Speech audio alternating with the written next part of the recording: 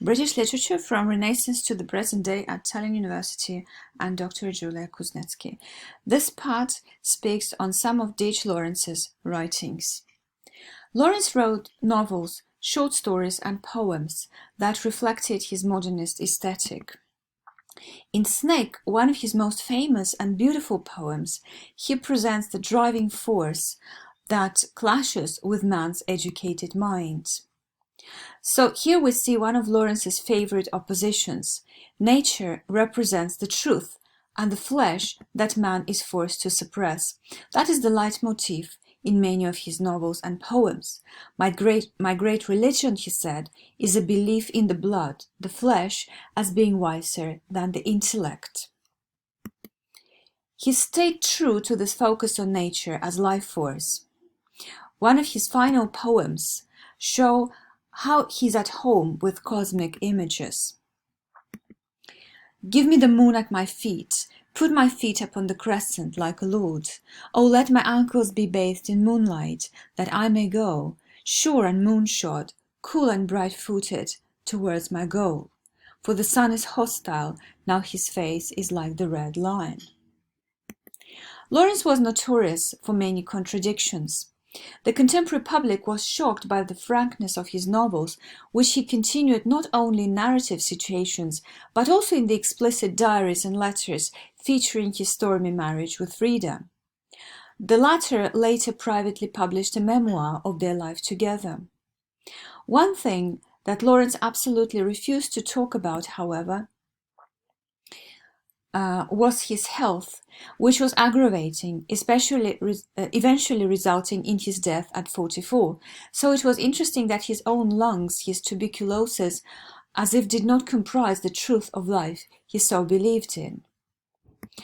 What he wrote about a lot was the idea of conflict, disharmony, destruction of manhood brought upon by the possessiveness of a woman in love.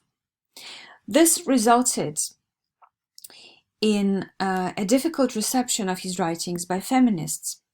Famously, Angela Carter, who nevertheless admitted to Lawrence being one of her favorite writers, wrote in the 1970s essay Shaking a Leg, published posthumously. D.H. Lawrence's tragedy was that he thought he was a man. Lawrence It is believed that his attitude to women, indicated by feminists, stems from his personal experience with Jessie Chambers, who he knew since childhood and who served as a prototype for the possessive Miriam in Sons and Lovers, and of course his marriage to Frida, which was full of passion but also violence, as biographers say. In Aaron's Rod, Lawrence expresses his attitude to women in love as follows. Women are the hottest hell once they've got you. Nothing they won't do to you once they've got you. Nothing they won't do to you, especially if they love you. His fascination of a well-born, intelligent woman for a physical, passionately laboring man is an important theme in many of his writings, notably the short story The Virgin and the Gypsy and Lady Chatterley's Lover. They also express the blurring of the boundaries of social class after the First World War, exemplified in Lawrence's own marrying the aristocratic Frida. To remind, he himself was the son of a coal miner with barely any education. Lady Chatterley's Lover takes up the story of Constance or Connie Reed, who is an intellectual and socially progressive woman married to Clifford Chatterley Lord, an arrogant, ambitious aristocrat, so she becomes through him Lady Chatterley. When Clifford goes to war, he returns with a paralysis of the lower parts, resulting also in his impotence. We have seen it before in T.S. Eliot's Wasteland, and also in the whole story of the Fisher King, that is the underlying myth for Eliot's great poem. If Eliot's idea is to provide a mythological quest for recuperating the powers of the Fisher King, then Lawrence proposes to go a different way and makes Connie start a fascination with her husband's gamekeeper, Oliver Mellons, which results in a deep sensual union despite class differences. So this blurring of the class boundaries we can see here as well. And Mellors represents the sort of life force. So they engage in deep erotic connection, and eventually this results in Connie's divorce, and Mellors is also waiting for divorce from his own wife, and they are expecting a baby. So this life force also results in fertility, everything that is absent from the wasteland described by Eliot. So we can see how those modernists depicted more or less similar agenda, but provided very different solutions. So for Lawrence, it is the life force, and in the end we have some kind of hope, but because this is still a modernist text, there is not surely a happy ending. As Mellors is waiting for divorce, Connie is pregnant and living with her sister. The reception of this work was absolutely bitter. It was banned and tried upon Obscene Publications Act.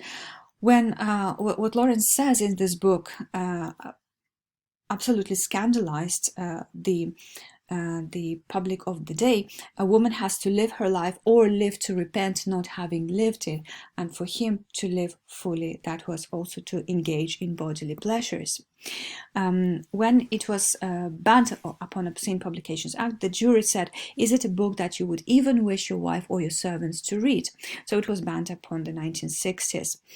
And later in the late 20th century and also at the beginning of the 21st century, there had been several adaptations which stressed the savage, the lavish sensual side or the romantic side. The BBC adaptation is supposed to be too mild in comparison with the original book.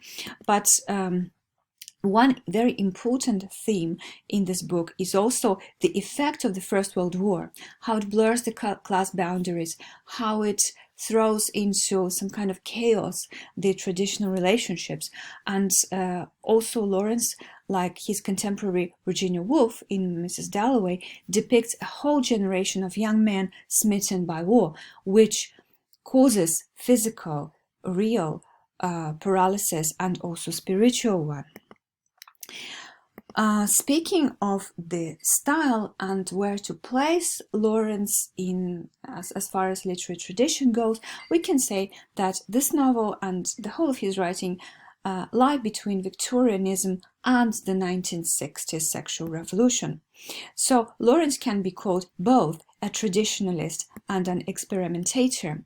In form, the novel is very traditional, like a traditional Victorian novel. It is very different from the novels of the 1920s, the notable novels such as Ulysses or Mrs. Dalloway, where the events are compressed into just 24 hours and all life experience is there, and the plot depends on the insights into individual consciousnesses. Differently from that, Lawrence's novels, as one critic said, were written as if the 1920s never happened. So we have a conventional small group of characters, a long time span, limited space, and omniscient narrator. We can even say that the characters are quite flat and they represent types. So if we group them, then we would have Clifford, who represents sterility, impotence of the technological age, which is in fact very modern. Then we have Mellors, who represents the eternal life force, and which is important for Lawrence here, puts the gender roles in the place. And so Mellors, life but still force, that is what he represents. Then we have Connie, who is the receiver of the force. Again, the gender relations are in place, and she's never aggressive herself. Then we have Mrs. Mellors, the wife of Mellors, who it represents aggressiveness, which according to Lawrence was an unforgivable quality in a female. So we can see his many controversies and many problems there, how he believed in the traditional gender roles as the prerequisite for some kind of harmony and balance. That's why he was criticized later in the 70s. Then on the thematic level, we can see some Victorian issues, again, the class issues and the theme of technological progress. The fact that Melrose and Connie, despite their very revolutionary and scandalous relationship, at the beginning, they still aim at marriage in the end. So this is quite conservative. And we can also say that Lawrence was starting something that would develop throughout the 20th century and into the millennium and become a kind of standard, when sensuality is seen as more important and authentic and meaningful than intellectual life. So this is still a novel of the 20s, in that it speaks of the inability of the modern self to unite the mind and the body, and the idea that without a realization of the body and its needs, the mind wanders aimlessly in the wasteland of modern industrial technology. So it is still a novel of the 20s. And by some, it is regarded as a kind of wake-up call for modernist intellectuals who are gone too far in their aesthetic programs. So that is D.H. Lawrence and his place in the modernist tradition and in the British literary tradition in general.